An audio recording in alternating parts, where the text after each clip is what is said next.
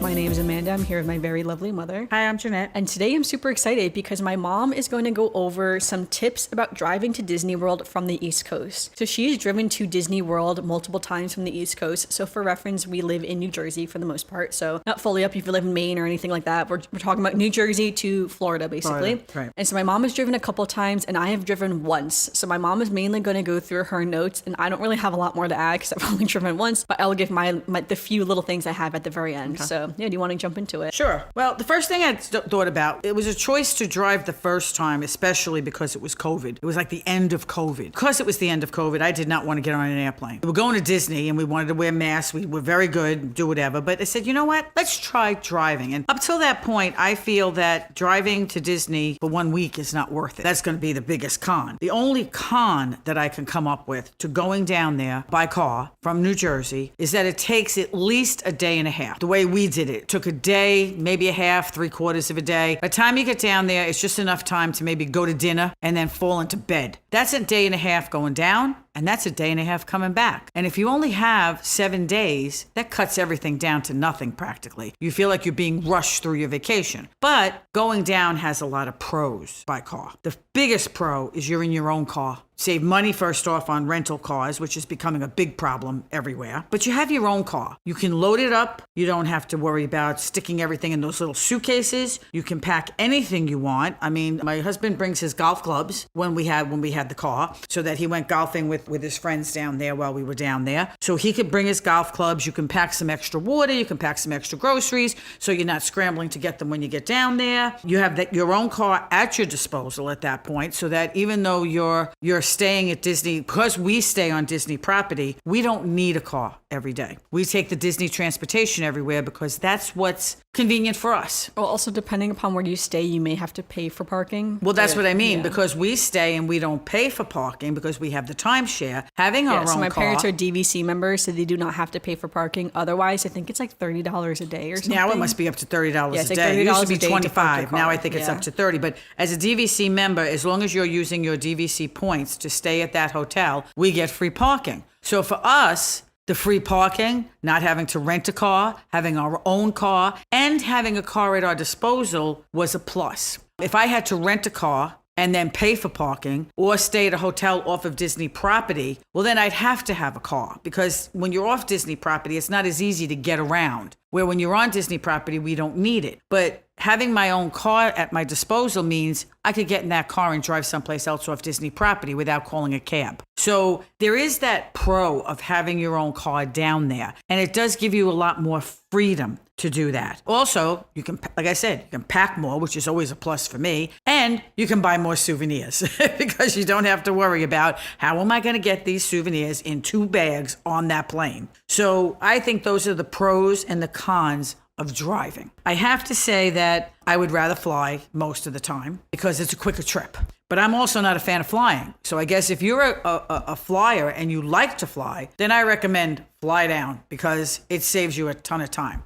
Because when I say it's a day and 3/4, it could turn into a full 2 days just by the way of you should say how many hours did it take you? It took me 17 hours. And that's what I was going to get into next. Yeah. The way we did it is we drive, well, the first time is different than the second trip. So I'll go through the first trip and I'll go through the second trip. But as a general rule, when we would leave New Jersey, like if I was going straight down to Disney, it would we drive the 11 hours the first day. That's a personal decision. My husband would rather drive a full 11 hours in the car. We stop for lunch, we stop to go to the bathroom or get a drink or whatever. We get down to where we are. We leave crack of dawn. We get down to where we are. And then we have a little dinner and we go to bed. Next day we get up, we have an early breakfast. We hit that road early. And that puts us in Disney like late afternoon. So we're not driving that extra 8, 9, 10 hours the second day. Because like I said, if you hit some traffic or something happens, there's a stalled car or construction or anything is going to cause you to take longer. So we take the long day first. A lot of people like to break it up halfway down. and split the time between 2 days. Usually when I tell people, oh, we went all the way down to like where we stop at Santee, South Carolina. I'll get into that later. But we stop in Santee, South Carolina. People are like, oh my God, you go that far down? Like, why do you do that? And I say, because we just figure it's better for us. Fall into bed, get up and start the day fresh and still have some time. So the first time we went down, like I said, we went down, decided to drive, even though I had always put it off. We were still only going for a week. But we decided, well, actually, it wasn't a week. We added a couple of days because what happened is I have friends who live in Connolly Springs, North Carolina. So we went down the first day, and the first day we drove 10 hours to Connolly Springs, North Carolina. And I got to tell you, the ride was beautiful. Anybody who's driven down 95 is not a very exciting road. You go straight down 95 to Florida, but it's not what I would call an exciting road. When you drive down to Hickory, we stayed in Hickory, which is right outside Connolly Springs. I got to tell you, the mountains are gorgeous. The views off the roads that you're taking to get there are absolutely gorgeous. So we drove down to Hickory, North Carolina, got there about dinner time, and then we went out just to a local restaurant. I could not remember which restaurant we went to, unfortunately, but we stayed in Hickory. And then, because the next day we went to our friends' lunch, like they had a breakfast luncheonette restaurant. So we went to visit them in North Carolina to hang out, have breakfast with them, catch up with them, do whatever. They were working, unfortunately. So we spent some time with them. So 10 hours to Hickory. After we left Hickory, we had to go see my brother-in-law in Atlanta. So instead of going straight to Atlanta, we decided to stay in Savannah. And I got to tell you, if you're going down to Disney and you have a chance to go to Savannah, Savannah was 4.5 hours for us from Hickory, North Carolina to Savannah. We went to Savannah, stayed at a Marriott boutique hotel called the Bohemian Hotel Savannah Riverfront. We are Marriott people because when my husband used to travel, we have Marriott points, we have everything. So when I looked up Savannah, we were only going to be there for like an evening. I had been there years ago on business, so we decided to go down and stay at this hotel right on the river. Figured we'd go out, we'd go sightseeing, do whatever. Well, Savannah was hopping. This was, when did I say what time of year this was? Oh God, can't remember if I put down what time of year the first trip was. That's okay. It was fall. It was definitely fall. Because I remember when we got down, my brother-in-law had told us to pack clothes to go out to dinner, and I had to bring leather boots and a sweater and stuff, so it was fall. We went to Savannah. Savannah was a hopping city, let me tell you, packed. But this hotel was the most interesting hotel I think I've ever stayed in. We've stayed in some boutique hotels for Disney. We've stayed in Westins for Disney. We've stayed at different kind of places. This hotel, the best I can say, was pirate themed. We did more laughing in this hotel. The chandelier over the bed was like a dining room chandelier, actually twice the size of my dining room chandelier, with all encrusted shells on it and beads hanging from it. The bathroom had the same encrusted shells on their sconces around the mirrors. The bathroom, it was 2 rooms, a sink room and then a toilet room. The sink room, the door to that was red velvet curtains. We were hysterical. I mean, we laid down in bed, looked up at that thing and said, if this thing ever falls, we're dead. Okay, they're going to find us with this thing in our chest. The room was right on the river, and the most interesting thing about the hotels on the river in Savannah is they're right on the river. The river right there is not that wide. The canal that comes from the river is not that wide. But these big, gigantic ships and tankers come through that canal. So this room had this little room, like window room with these 2 chairs and a table, like looks like it was a nice place to sit and look at the view, whatever. Well, all of a sudden you're sitting there and this whole ship with windows and everything comes right back to the point where if you open the window, you could touch that ship. And the ship obviously is higher than the hotel. So you're looking at this thing going, oh my God. It was the most interesting room I've ever stayed in, okay? We went out to dinner. We could not get a table. So if you're going to Savannah anytime in the fall, I got to tell you, make reservations because we could not get a table to eat. Every restaurant we went into, they either couldn't give us a table or told us to give us their number to them. They'd call us in an hour or so or stand by the bar. We ended up at this place called the Fitzroy Bar. We walked in, it looked like a cute little place. We sat at the bar. It wasn't very crowded. We sat at the bar. And then we decided, this place is really nice. Let's just have dinner here. They could not even give me a table because in the next 10 minutes, the whole restaurant was full. But it was an Australian restaurant called the Fitzroy Bar in Savannah. And it was the best fish and chips I have ever had. Great food, great food, great bar, great people behind the bar. So I think that this was one of the better restaurants. When we left Savannah on the next morning, we left early. It took 4 hours to get to Atlanta. No, 6 hours, sorry. It was supposed to be 4 hours. Took us 6 hours to get to Atlanta. Anybody who's driven to Atlanta, Georgia, which we've done it a couple of times, nobody in Georgia knows how to drive. And nobody in Georgia knows how to stop construction or set up construction. It took us over 6 hours to get from Savannah to Atlanta, which should not have been. So by the time we got to Atlanta, we just stayed overnight, stayed with family, whatever. And the next morning we got up early and we left and we drove to Bay Lake. It took 6.5 hours from Atlanta to Bay Lake. That was a little traffic here, a little traffic there. Most of it was in Atlanta before we left. We didn't do much stopping. Like I said, when we were going from Connolly, Hickory to the Savannah, we stopped to get McDonald's on the road. I do not eat fast food normally. We always make sure we sit down at Disney restaurants and do all this stuff.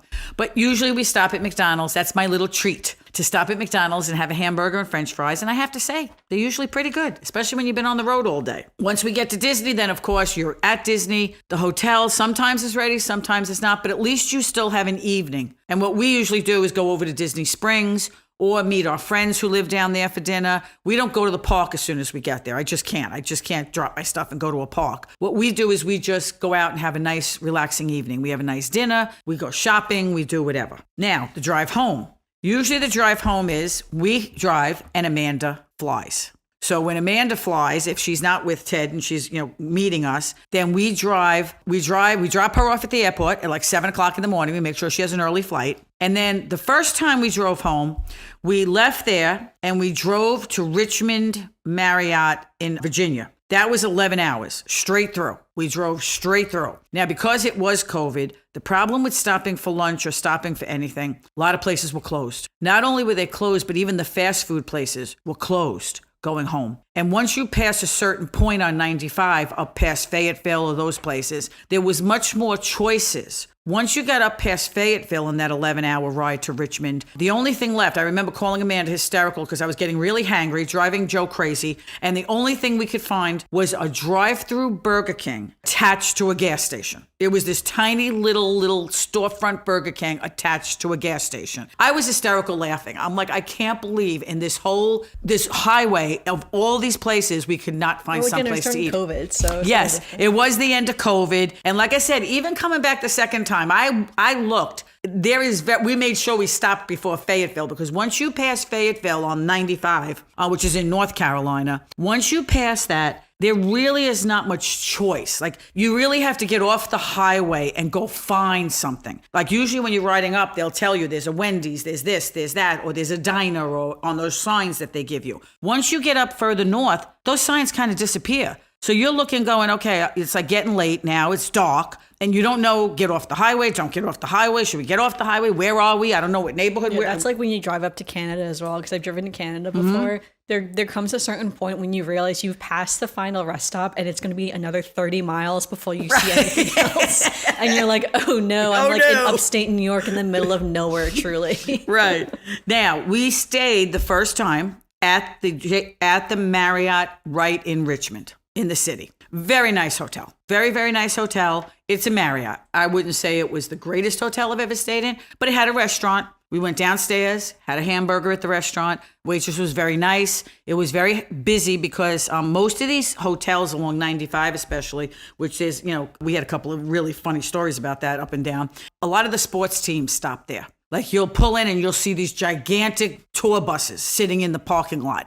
And when you get into the hotel, you realize that those tour buses are not people on tours. It's all the sports teams and their parents, all in the hotel. So it was very hopping, very lively, but I have to say, clean, very nice. And isn't this when you saw the barefoot kid just hanging out? No, that's on the second trip. Okay. Yeah, that was the second trip. No, these were regular parents, regular kids, regular everything. Okay, we'll get to that. Yes, getting through the hotel, very nice, very, whatever. Like I said, nice restaurant, had a nice meal. There were people in there having, just regular dinners. So we got to have a nice meal, go to bed, whatever. For me, a hotel, like this kind of hotel, I don't need a big fancy hotel. I just want it to be clean and quiet. Well, yeah, because you're just stopping there basically to sleep and right. get up the next As long morning. as they, and if they have good food in the hotel just to get, like, what do we get? We get a hamburger or something, or a sandwich or something light. I'm not going to eat a big heavy dinner. I got to go to bed and get up at first thing in the morning. So that hotel, I have to say, if you go to Richmond, the Marriott in Richmond is not a bad stop. Okay, so that was 11 hours. We left Richmond the next morning. and drove straight home. Okay. We drove straight home. We stopped maybe for gas. We stopped, things, but we didn't stop for lunch. We didn't stop for anything. 6 hours. From the inside Richmond City, Richmond, Virginia, all the way home to where I live on the Jersey Shore. Straight home, 6 hours. And if you leave early in the morning, it was a Sunday morning, we left early. And what I have to say is that time when we were driving, we stopped short of Washington, D.C. All those bypasses and whatever that road is that goes around over there. DC's wild, yeah. Yes. And I have to say we were glad we did that. Because originally we said, well, maybe we should pass D.C. and stop at a hotel we had stayed at once before on the other side. And then we decided against it because it was already 11 hours to Richmond and whatever. I have to say the next morning, we looked at each other and said, thank God we didn't try to do this last night in the dark after 11 hours. Because those roads around Washington, D.C. are crazy, okay? So we were very happy. I imagine, too, there's also no traffic when you left in the morning either. Yes. Let me tell you, even Sunday morning when we left, there was traffic, not bad traffic, but those roads are so confusing that people are coming from every direction, and nobody's giving you the right of way at that point because they all know where they're going, and they're speeding here and speeding there, and you don't know where you're going, and all these roads branch off. So I think that being wide awake was a bonus as opposed to doing it after 11 hours and, and trying to do that. Somewhere along the line, I have something about gas here, but I'll get to that. So that was the first trip. What I have to say is it was a really good trip. The one hint I have for you also is if you are going to drive, do not be in a hurry, okay? Do not be in a hurry. When you see those speed limits and you have a New Jersey or a Connecticut or a New York plate on your car, you could be riding in the middle of people going 100 miles an hour. And they will spot your license plate, let the cop up the road know you're coming, and he will pull you over and give you a ticket. Yep. And that's happened to some of my friends in Pennsylvania as well, where they had the same thing happen to them. Mm-hmm. And you guys got stopped where again? Ours was in South Carolina. South Carolina. Yeah, I think theirs was in Virginia. Yeah. But Joe was on a business it was the second trip coming home. We got snagged, but Joe was on a business call, and he's riding along, and we are riding along with the traffic. We were actually in the right lane behind a truck, right behind a truck. The truck was going 90 miles an hour. Well, so was Joe going at like 85, 90 miles an hour, right behind the truck. People are passing us in the left lane, okay? Joe's on the business call, and as we passed the cop, he was sitting facing the road. As we passed the cop, I saw him look at us and pull out, and I looked in my rearview mirror, and I started poking Joe. Get off the phone. I know, right? Get off the phone. It's happening. And this little young kid came over to the side of the window and said, give me your license and registration. So, Joe, of course, said, well, excuse me, officer, but what was the problem? And he said, you were speeding. And he says, but I was right behind a truck going with traffic. And the cop said, give me your license and registration. Yeah, because you're still speeding technically. Yeah. So, yeah. And when Joe, we asked something about it, Joe said, well, how much is this ticket or whatever? And the guy just looked at him and said, you got to show up at court and call the courthouse. So, and let me tell you, it's not a cheap thing to do. Oh, yeah. It is a full-on scam that they're running in the South. First of all, they give you a court date. Well, yes. We were not driving 11 hours to go to a court date. They require you to show up in person in the court. There is no paying the ticket. Yeah. You have to show up in the courtroom. So the scam is, there's 50 million billboards that give you names of lawyers, and everybody has done this. So you call your friend and you say, I got caught, and they said, here's the lawyer, and you call the lawyer. They pay the ticket, which I think was $100 and something, and they charge you $450. Yeah, so the lawyer basically pays the ticket and shows up in court in your place, and that's the scam. Yes. Like, what a crazy scam that is. Yes. So my advice to you is put that cruise control on, and no matter how slow you think you're going compared to everybody else, don't take a chance. Yeah. It's just not worth it. It's just too expensive.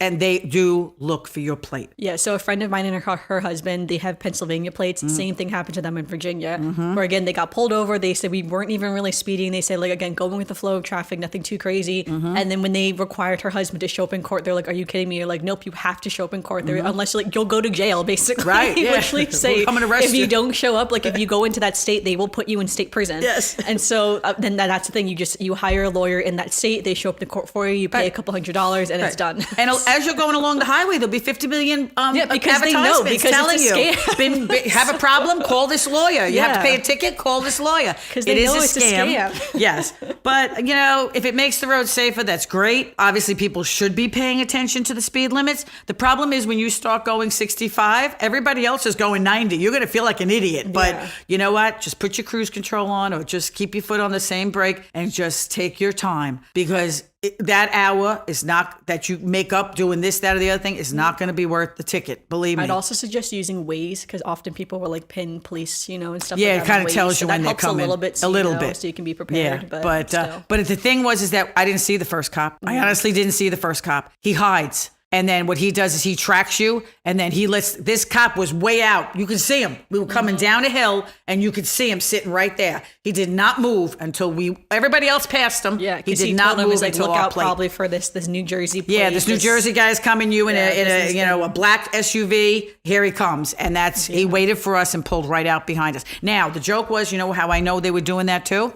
He was on my side of the car. He gave us back our stuff. Yeah. I hadn't even rolled up my window, and Joe hadn't even put the car in drive. That cop zipped back to his car, got in, and caught an Audi like 5 feet, like 20 feet in front of us. Okay. Yeah, with New York plates. Yeah. Because that cop radioed him and said, "There's another one coming." So he right away gave us our stuff and ran back to the car and pulled out and put his lights on and stopped that car. Yeah. And son of a bitch, That's it was sick. It is all such a scam. It was a yellow plate, and I was like, son of a, he couldn't even get past, give us our stuff back fast enough. I remember they said we had to drive around them to get back on the highway. Yes. We had to pull out. I was like, yeah, how did he know he was coming? He was looking at us. They have somebody hiding. Yeah, and so that's the moral of the story is just drive the speed limit. So that's my biggest hint here. Okay. If you have northern plates, just drive the speed limit. They're looking for you. You think you're saving money by driving down? No. Which I guess I should tell you something about the gas. When the gas, I couldn't find all my receipts for the gas, obviously, but we have a big big SUV. At the time, with the first trip, we had an Audi Q5. Now he has an Infiniti Q60 or whatever it is. We had to fill up about 3 times on the way down, 3 times on the way back. And to fill up our tank is usually about somewhere around $50, $55. So you figure it's somewhere, according to the price of gas, because back then gas was a lot cheaper. And I did look at some of my receipts, and they were like $50, $53 for gas, whatever. Now gas is much more expensive. So back then, the first trip, it was only about $300 to fill up on gas. I would say now it's probably $400 to go down on gas, because gas has gone so much higher than it was when we went down at the end of COVID. That's my tip about driving and gas. Okay. Now, second trip. I said, no more of this stopping in all these different hotels and packing and unpacking and sleeping here and sleeping there. We decided to go straight down to Disney. So this time we made the decision not to detour. We took 95 all the way down. And when you went all the way down, I should say that when I was coming back from first trip, I made sure that every time we hit an intersection, an exit on 95 for a town, I would sit up straight and look over the railings to see what was there. Because when you drive 95, when you get to these certain towns and certain exits, especially once you get closer down to South Carolina or whatever, everything that concentrates in that area is right next to the highway. So if you look to the right or the left, you're going to see gas stations, hotels,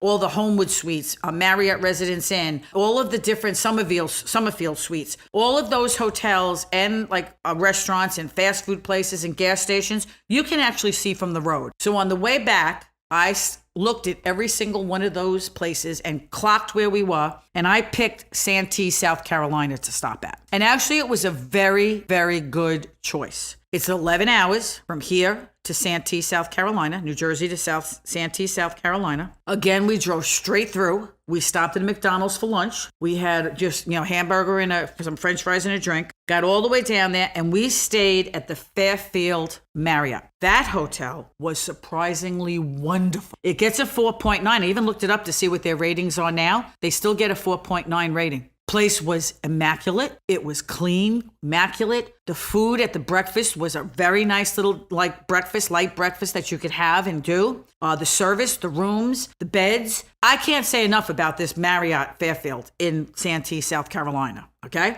I mean, actually, it only took us 10 and a half hours to get there. It was 10 and a half hours to get to Santee, South Carolina. When we got there, of course, because it was only 10 and a half hours, it wasn't ridiculous. And the hotel was nice or whatever. We decided to go out to dinner. So we said, okay, let's go out to dinner and we'll find a restaurant. And right along that road, there was, like I said, all the takeout places, but we didn't want takeout. We had takeout for lunch. We wanted to go sit down. We found a really great restaurant, and it must be a really good restaurant, which it does get really good reviews. Local place. You could tell that the people were local. There were a couple of people having family dinners. There were people at the bar talking to each other. People were coming in and greeting each other. other. It was called the Santee Seafood Bistro. Excellent place. I had a Caesar salad, and instead of having chicken on it, they had like blackened fish and stuff, and they actually made it for me. I asked them if I could get the blackened fish, and they said fine. It was delicious. Joe had some kind of fish dish. He loves fish. So yeah, I got to tell you, great place. If you stop in Santee, South Carolina, great place.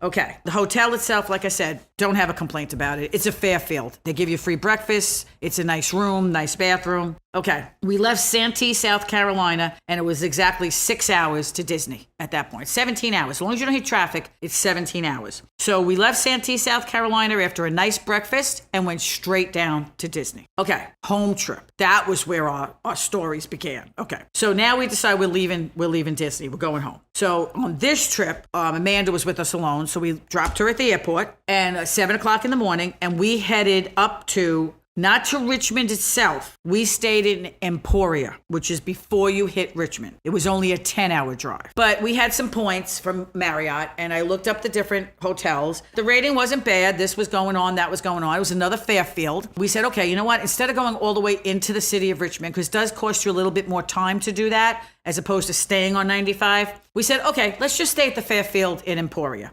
So we booked the Emporia, we get there, 10 hours, whatever, but it was a long trip. We got the speeding ticket, which didn't help. So Joe was not in the best frame of mind. We walk into this hotel, and believe me, it was not the same experience as Santee, South Carolina. We get there and we walk in, and the first thing I see is this teenager, barefoot teenager, like picking at his toes, sitting on a chair right across from the reception desk. Like she couldn't miss him. Like the woman standing behind the reception maybe desk. She didn't want to be judging. She just let him hang out. I guess so. Well, here's where the story doesn't end. We woke up to the desk, and it's a nice old Southern woman. Okay, she's an older woman, Southern. She's, hi, how you doing? I said, okay, you just got here. We were on the road, coming from. Okay, fine. Well, let me see, because I'm really trying to find you a quiet room. I said, excuse me? What does that mean? She says, well, we're kind of full up with all the kids, the sports children, again, with the sports. So I said, okay. She says, so I'm trying to get you a room, that's kind of quiet because I don't want you to be up all night. I said, no, we have to drive tomorrow. That would be nice. She says, me, I just put earplugs in. I was like, okay. Thank God she did get us a quiet room. Well, like how she says, as if like I sleep at the hotel too every night. She must, because she said she wears earplugs. So I said, okay. So anyway, we're hysterical. But you know what? As long as the room was clean, I didn't care. We get up to the room. It was clean. Okay. Room was clean. Bathroom was fine. Like I said, I'm not looking for luxury. I'm looking for cleanliness and functionality so I can get a good night's sleep and get in the car. Okay, fine. So Joe says, I cannot drive anymore today. I just want to walk across that road. There was a Cracker Barrel next door. So I said, okay, Cracker Barrel. I've been to Cracker Barrel before, like years ago. I said, they have good food. And like I said, we're not looking I love Cracker Barrel. Right. We are not looking for luxury. Cracker Barrel is great. Right. We're looking for sustenance, okay? I won't even get into what happened in Cracker Barrel because it would the service was like just very interesting, okay? But I have to admit, we had a big laugh because when we finally did get our food, it was very good, okay? And I ordered, I love grits. I just love grits. So Cracker Barrel gives you like a lot of food. We didn't order appetizers. You get the entree, then you get 2 sides. Yes. Sometimes you can get 3 Sometimes, sides. if you order the bigger entree, you can get 3 sides. Yeah. So I'm not a big eater. It was late. I was tired. I didn't really want anything heavy. I didn't want anything with gravy on it. I said, you know what? I'll just get the chicken fingers, but I want grits. I love grits. So I said, okay, I want grits, but I only want 2 orders of grits. Don't give me anything else. Just give me chicken fingers and grits. And mine was the small order. Let me tell you something. I could not eat it. It was so big. So Cracker Barrel, and it was good. Yeah, it's good food, and the prices are very low. Yes. So the joke was that when the bill came, Joe had, I forget what Joe had. He had something, whether it was a hamburger or a sandwich or whatever, and a beer. I had a soda. We had 2 entrees, okay, the whole thing. The bill was like $34. Yeah, I know. He says, there's something wrong with this bill. I said, what do you mean? He says, it's only $34. Now, remember, we had just come from Disney. 2 bottles of water and a popcorn cost $34, okay? We were hysterical, but it took so long.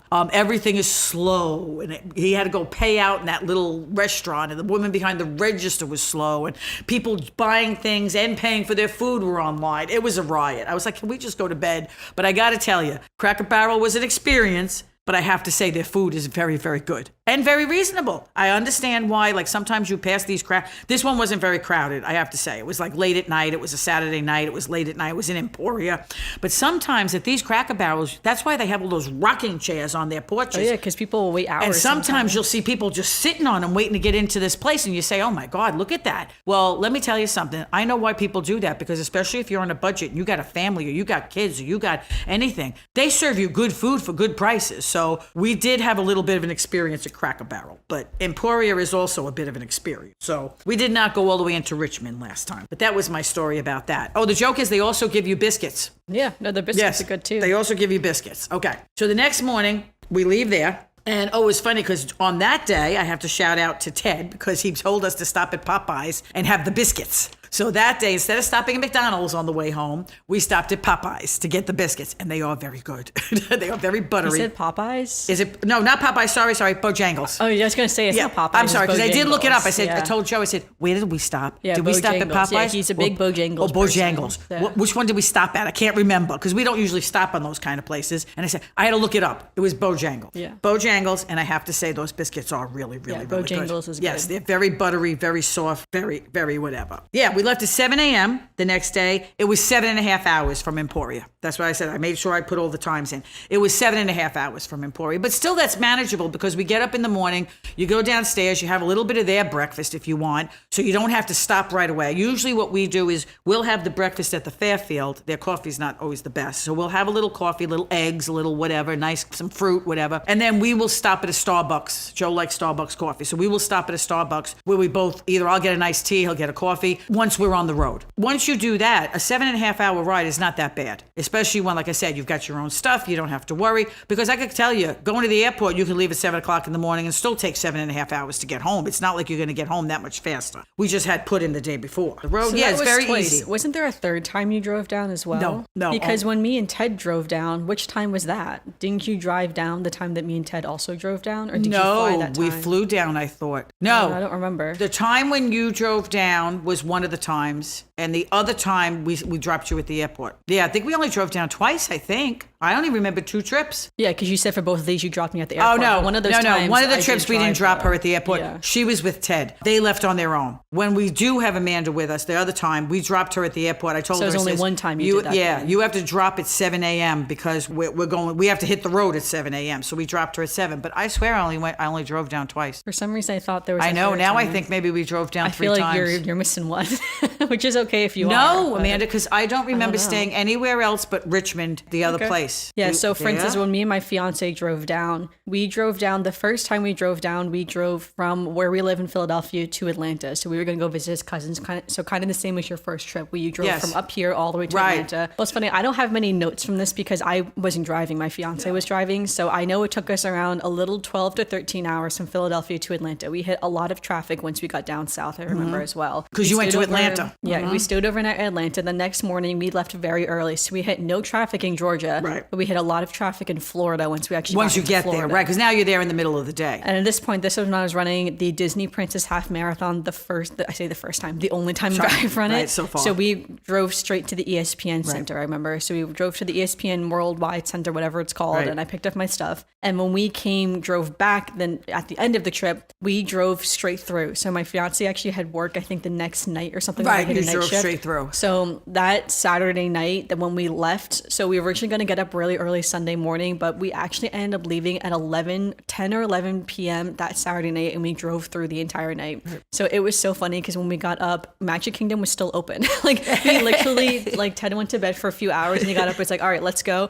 We were leaving Bay Lake. Magic Kingdom was still open. I was just like, that is wild. That park is still open and we're leaving right now. And you're leaving to go home. And the next time we got out of the car, we were at home. So we drove Right. straight there, and that was a straight 15 hours. That was in the car. second trip. I'm sorry. Yes, we drove you at the airport the first trip. It doesn't going matter, home. obviously. Right, like I so- said. But yeah, so that's what I'm saying. So I drove down once, and then I don't know. So my fiance's coming down with us again next time. So I'm not sure yet if we're going to drive or we're going to fly. Because again, the biggest con I feel like of driving is just the time it takes to drive and the exhaustion you feel from driving. Like it's very tiring to drive. Even if you split the driving or something like that, it's still very tiring to sit in your car for 17 long. hours within 2 days and then have a whole Disney vacation. Like Disney is not a sit and relax type of vacation. You are up and going every single yes. day. There's So it is no break. tiring. Yes. Yeah, that's what I'm saying. So I feel like it's kind of, that's what why you decide to prioritize. Well, that's why I said now, as much as I've done these 2 trips and it does have some pros to it, even though there's only one big con is the time. And if that's what gets you is the time and the effort to be in that car for a day and a half, both ways, that would be the biggest con. And I think sometimes that con knocks out all of the pros it takes to say, you know what, I'd rather fly. If you get a really good flight, really good price, then you say to yourself, well, I'm not really wasting that much more money to go to the airport and do what I have. But you also have to realize that we are not renting a car. Once we do that, when we fly, we don't rent a car. We take a cab over to the hotel and we use all Disney transportation and we just stay on Disney property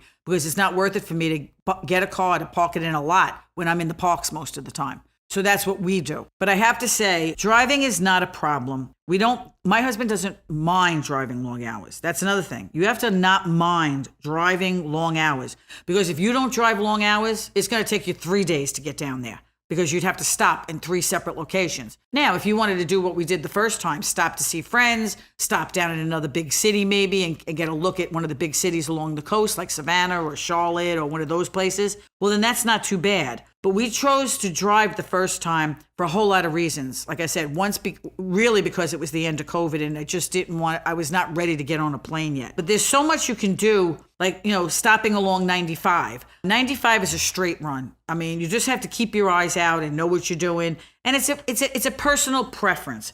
I only know that people have personal preferences about driving, about hotels, where they stay, how they stay, where they eat. I just wanted to give you an idea of what we did, what I liked about it, what I didn't like about it. Like I said, some of the hotels were nice, some of them weren't. I think that's anywhere you go. I went to a Fairfield just last week up in New York. It was a 5-star hotel. I couldn't believe it. I was like, oh my God. But now I also find out that a lot of the Marriotts are franchises now. And they are privately owned. So even though you think you're picking a Marriott or you're picking one of their brand hotels, even though it's their brand hotel, one individual owns that hotel and runs it to their way of thinking. So even though it's a Marriott brand, you are in somebody's idea of what the hotel should be. And according to what their idea is how they run it is whether it's going to be the place like we stayed in Emporia or the place we stayed at in Santee, South Carolina, which was actually a pleasant surprise. So I think that that's just something you have to look at the reviews. You have to kind of figure out what's good for you and your family. But it is a personal preference. And next time when we go down for Amanda the next time, we're flying. Listen, look at all these pros, but we're going to fly next time. We're flying next time. I told you. You know what? I think if I was going for 2 weeks, I would probably drive. Well, because it's exhausting to drive, and I guess it depends where you're placing the value on, like the physical money you're spending on the plane tickets versus the value of your time. Well, wait a minute. It also is that I don't like to fly. Not that I am afraid to fly. Yeah, I know. I just don't like flying. So I would rather drive anywhere than fly. But like you said, if you put the value on your time, better option. So if you like to fly, then it's a choice what you're doing. I picked the driving. I mean, I would argue that no one really likes to fly necessarily. Yeah. Well, no, some people do. Some people don't mind hopping on a plane. I think it's more the fact that, flying is just expensive. It is. Well, it's also time consuming because think about all the security now. Years ago. Flying is expensive. It does take time. So it depends. That's what I'm saying. And then all you need is a delay. All you need is a little weather. Yeah. And then you're sitting in that airport for 5 hours or 6 hours waiting for a flight, to come home or to go or to whatever. But I feel like if you can get a good deal on a flight, I feel like personally it's worth it to fly. Yeah. But I do think it can be worth it to drive as well, especially if you do have a lot of kids and you're packing them all in the car and stuff like that. That's what I mean. It's all your stuff, you know. Like I said, you can bring all the strollers you want. You can bring all that's another thing. If you've got kids and you've got strollers and car seats and everything else. In that sense, I would be like, it makes sense to drive, honestly. But okay, one other thing I had. So when you guys go to your hotels, do you empty the car out fully into the hotel? Yes. So you do empty your car out fully? We do not leave anything sitting. Maybe we leave the case of water in the hotel. I know that Dad left his golf clubs in the car. It was just too much to get all the bags and the things and the stuff. And he, a lot of the cars have his old car used to have a screen that you could pull over so you wouldn't see what was in the car. The new car does not have that. So or if you have tinted windows. You have tinted windows, but you can still see if you look in. So we say that because sometimes people will target cars that are very obviously travelers who are just driving back and forth. Yes. So if you leave all your stuff in the car, you can be targeted for them to break into your car and steal your stuff. Right. So just keep that in mind as well. Right. Not not saying that's going to happen to you. No, That's like nobody I know has right ever now. had a problem. Some people tell me that they Yeah. leave all their stuff in the car. We've left the golf clubs because Joe's attitude is if they break in and take my golf clubs, I can live. They can have the golf They can have the golf clubs. At that point, you might as well take the car. Yeah, I'll just yeah. Thank God, I'll just Like, replace like the golf them. club is not worth as But much. we've left the golf clubs and maybe a case of water in the car. Yeah. Or food, like a bag of food or whatever. Because I always bring down my bars, my things, my stuff if I have the car.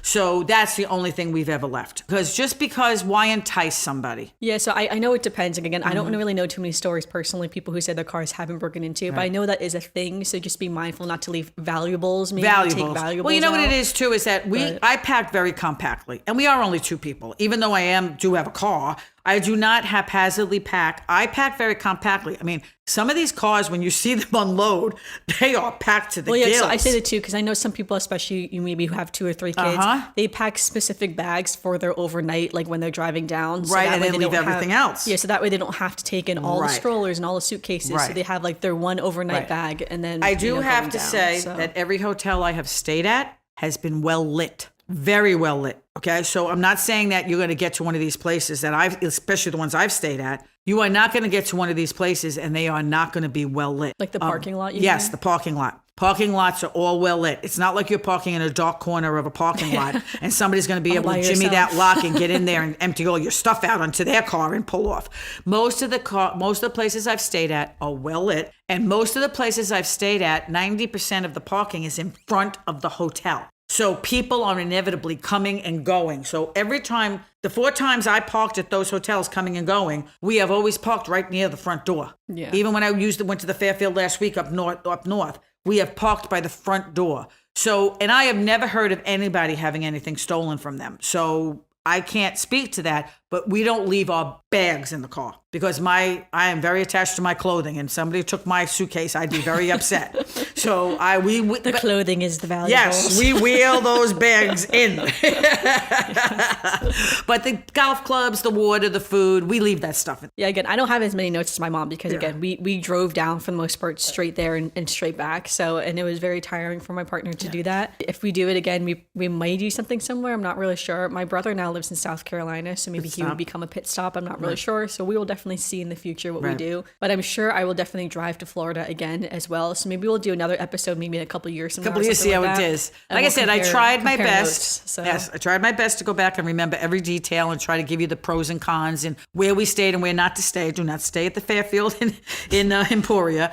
But like I said, my it's a personal opinion. It's a personal for thing. sure. And like I said, I what's said gonna work best for your right. I family, said so. let's try it. And actually, I think maybe we drove a second time was because the first time, as I said, we stopped to see friends and we stopped to see our brother-in-law. And then the second time I said, no, it's too much. It's too much stopping. It's too much being. It's too much. Before I even get down there, I'm already exhausted. And then you still have to make that trip back. So it is a personal preference as to where you're coming from, how many stops you have to make. If you have children, you cannot stay in the car for 11 hours, not unless you're driving overnight and they're sleeping. So it's a whole, like we have our cousins who go down and they drive overnight. They split the driving, they drive overnight, they spent 17 hours straight down, and the kids sleep in the back the whole time. So for them, it's better to do that than to get the kids out and have to put them in a hotel and take them back out and feed them and do and whatever. All right, so this is a pre-recorded episode. So because of that, we don't have a lot of Disney news as of right now. But one thing I just wanted to note is that the Princess Half Marathon for 2025, the Club Disney registration will begin on July 23rd. Ooh, so already. the day that Okay. this episode comes out, that's the next day. And that's for Club Run Disney. So if you're part of Club Run Disney, of course, you can register like a week before. And general registration will take place July 30th, 2024. So, and that is again for the Disney Princess Half Marathon weekend in 2025. That will be February 20th to February 24th in 2025. I do plan on running this Right, we'll Princess be Half there. Marathon weekend. I'm only going to do the half marathon itself. I'm not doing the other races. I think it'd be fun to do the other races, but I'm only doing the half marathon itself. So I will be one of those people who is going to be praying that the website does not crash the way Right, it crashed okay. for the Disneyland half marathon Right. weekend, which is January 30th to February 2nd next year. Well, I already have my plane tickets. So yeah, so Run Disney crashed real hard the other week when people were trying to when they were register trying for to go there? Disneyland for a couple hours and people were wow, really okay. panicking. So Yeah, so hopefully Disney tries to fix that before the Princess Half Marathon weekend. starts. Okay. I think for Disneyland, it was just exciting because Disneyland hadn't had any Run Disney events for the last couple of years. And just last year to this year, they finally started having more Run Disney events. But again, though, I mean, like, it's hard. Sometimes you can't anticipate when websites are going to crash or what's going to happen or whatever. No. So good luck to everyone who's going to register for the Princess Half Marathon weekend. I'm really looking forward to seeing what the themes for the weekend are.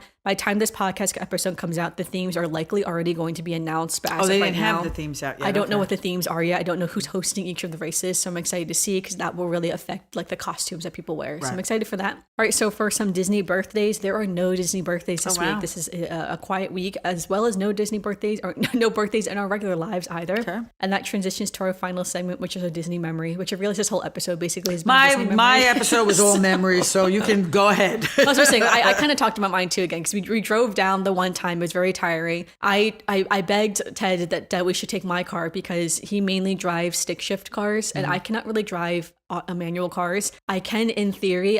He did teach me to do it in case I need to drive one of the cars, but I'm really not good at it and I have no confidence driving one of those cars. So he ended up driving the entire time, which was very tiring for him. So I think if we do go next time driving, I will insist that we have to take my car so we can split the driving evenly because I don't really mind driving. Honestly, driving isn't really a straight too bad. run. It's not like you're driving any kind of crazy roads or yeah, it is a fairly straight run. It's a very easy drive overall, I would say. Yes, it is. So it's not too bad. And I mean, but again, like 15 hours, because Philadelphia is closer to 15 than 17 because it's a little bit more further south than my parents live. Right. Yeah, so but again, 15 to 16 hours in the car is a very long time to spend sitting down in a car, and even for a trip, passenger. Yes. Yeah, so even for a even passenger, 11 hours is long. That's a very long time to just sit in a car and, you know, like have kind of nothing to do to a certain extent. You're just hanging out with each other in the car. So it is a long drive. But again, depending upon... We could drive with Daddy. He usually works. I put the earphones on. He's usually on the phone.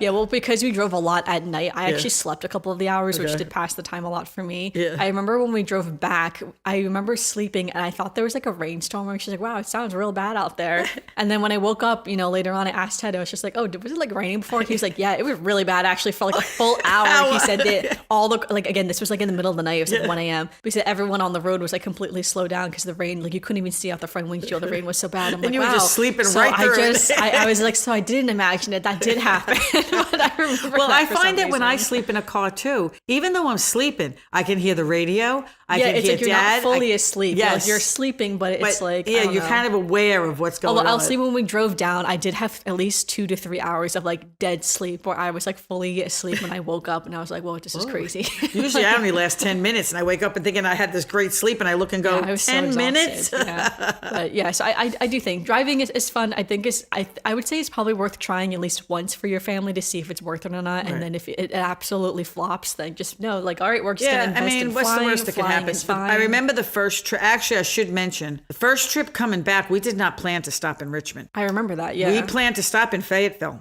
We had a free night from Marriott in Fayetteville. You know, that one you get those free nights every year because Joe is a titanium member. They give you a free night up to 35,000 points and you can use it, whatever. So we got a free night coming home in Fayetteville, figuring, okay, that's halfway through. Let's do that. Well, when we hit Fayetteville, Joe said to me, I'm not that tired and I don't need to stop. And there's no place, like I said, it was still COVID technically. There were no restaurants really open, nothing going on. And he said, get on the Marriott app and see if we can stop in Richmond. And that's when we booked the room in Richmond on the way. Yeah, because we just blew past Fayetteville. Because again, that time was that the time that I whichever one it was. I remember that you told me that you were doing that, and I was surprised that you said that you guys made it all the way to Richmond was the thing. Yeah, so. We just kept. Joe said, he says, I'd rather keep going. Now, like I said, at that point, there are times that the first time I ever drove to Atlanta, when we drove to see Uncle John down in Atlanta, first time we ever drove to Atlanta, we were supposed to stop in Maryland on the way home, and we hit Maryland. And we had come from Atlanta, and I forget how many hours that was from Atlanta to Maryland.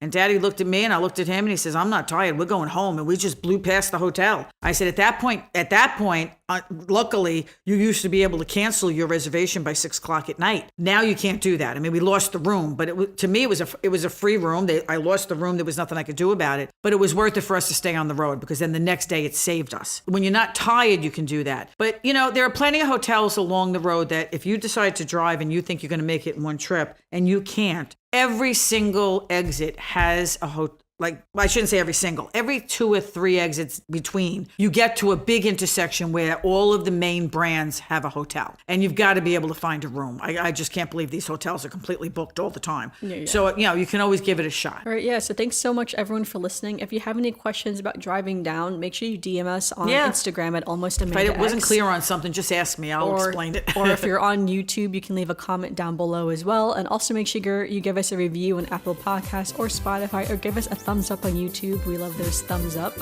Every once in a while we get a few thumbs up. Okay. Usually not, though. And then also I will have all of our links in the description below as well for like our social media. But yeah, so thanks so much for everyone for listening to this week's episode, and we'll see you soon.